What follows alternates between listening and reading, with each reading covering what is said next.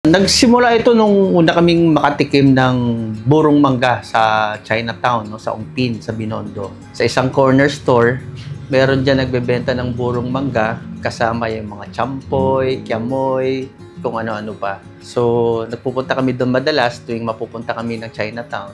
At may mga pagkakataon na wala yung burong mangga. Naghanap-hanap kami sa supermarket. Kaso, wala kaming makita sa supermarket. At doon na ako nagkaroon ng light bulb moment na pwede siguro itong gawing negosyo. Doon na nagsimula na mag-eksperimento ako gamit ang iba-ibang ingredients sa paggawa ng burong mangga, iba-ibang proseso, hanggang sa mag-settle ako to a very simple ingredient using only sugar and salt. Ang gamit namin, of course, is Carabao Mango. It has to be anywhere from 105 to 107 or 108 days at most, no? For the time na in-spray. Yun yung ideal sa paggawa ng pickle. And dapat yan, pag hinarvest mo ngayon, bukas nasa amin na ng umaga para iproseso. Tapos, pag dumating sa amin yan, hindi yan basta poproseso ng kaagad. Pinipilian namin yan 100%. One by one, kada isang mangga.